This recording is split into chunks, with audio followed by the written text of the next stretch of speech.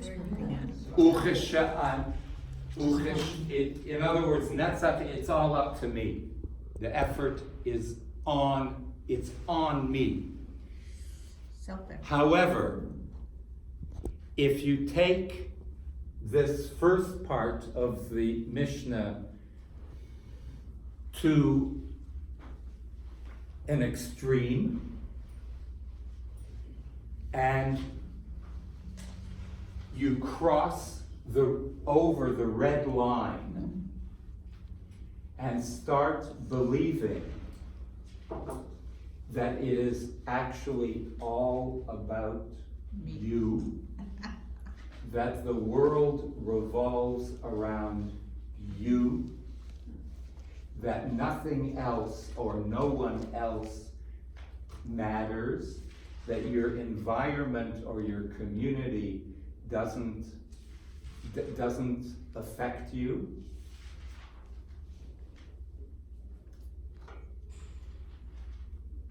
And you don't give credence to anything outside of you.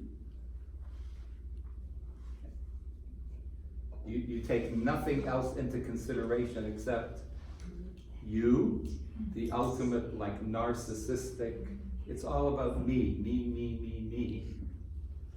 Ucheshani la'atzmi. If I use this great strength and I create an exclusivity about self and leave everyone else out of the picture, or leave everyone else to a secondary importance, then ma'ani, then what am I?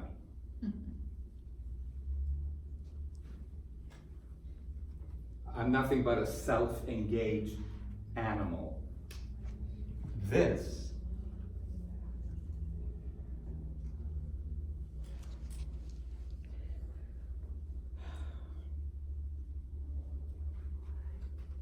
if I am only for myself, which is not the truth, that is the power of Hod, the power and ability to be able to be as Netzach strong as you possibly can, while using Hod to integrate others and my environment into my world. I cannot be consumed with myself and exclude the world without doing damage. I need Hod to be able to integrate self, healthy ego into surrendering to my fellow human beings and to my environment. Can you translate that whole thing once more? If I am not for myself, who will be for me? In other words, the onus is on me. Ucheshani la'atzmi, but if I am only for myself, ma'ani, what am I? And what am I really means I am nothing. If I'm only for myself, ma'ani, what am I? I am nothing.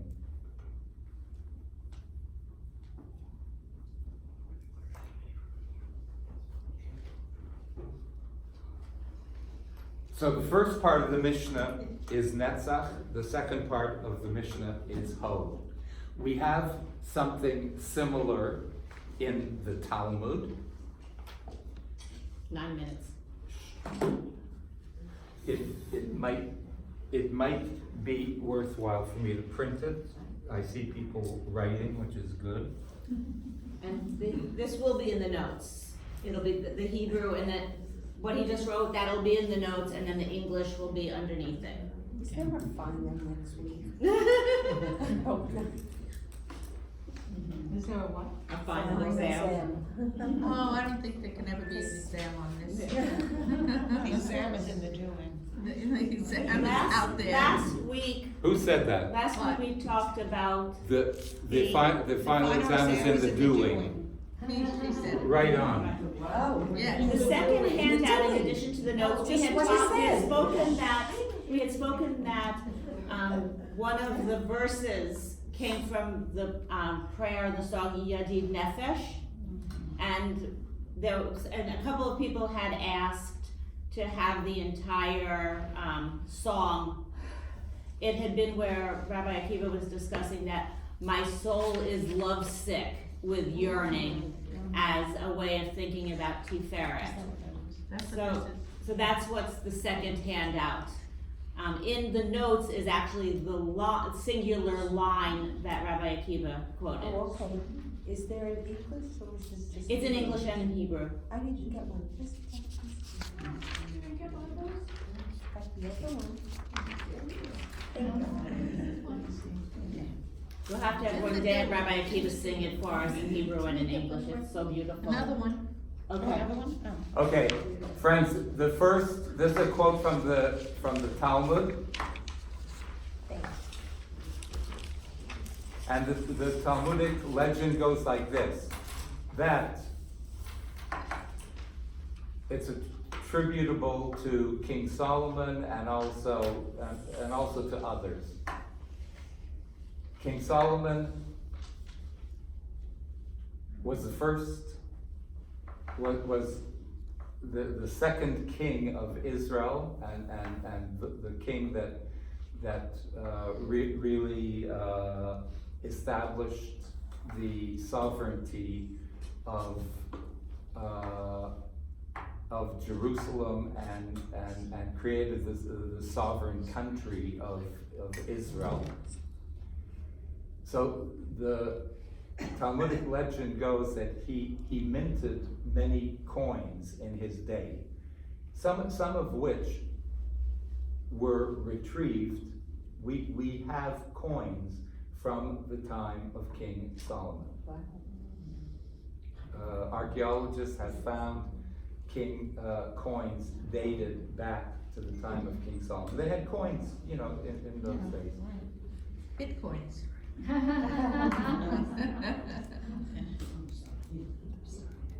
So the legend goes that he minted many coins to be used with many emblems on it.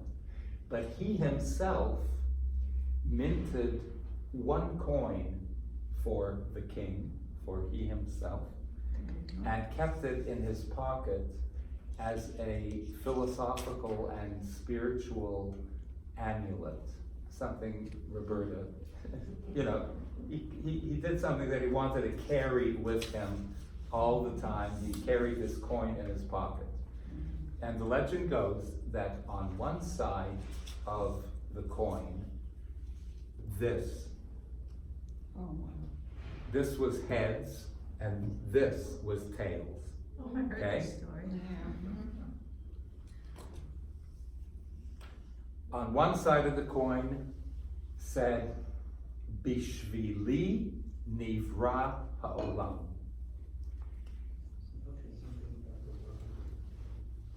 For my sake,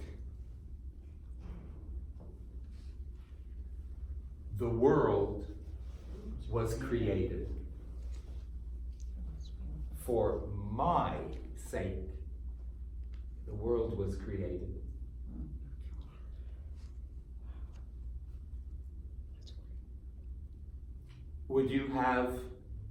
Would anyone here have, this is rhetorical. Would anyone here have the holy chutzpah, the audacity, the arrogance, the ego to say, Bishvili, the whole world was created for my sake. Yeah, my ex-husband. In a holy way, I would like to say yes. Okay, so that's why I said rhetorical. On one level, no one should have that kind of chutzpah, that kind of all-encompassing arrogance to say, I am the one upon which the entire world's worth is dependent on me. On a holier level, I think last week, this is in some sort of response to what Shabri said last week. On another level, on a holier level, Bishvili Nivra Ha'olam means that I am a part of this world, and my contribution to the flow of this world is so significant that without me and my contribution, the world would actually be a different place. It would be a lacking place without me in it, right? And that points to the power and significance of each unique individual and the preciousness of each soul. We are not like arbitrary. Every single one of us contributes in our own unique way to the flow of the universe. And the flow of the universe is going to be different, if not lacking, without me in it. That points to the energy and power of Netzach.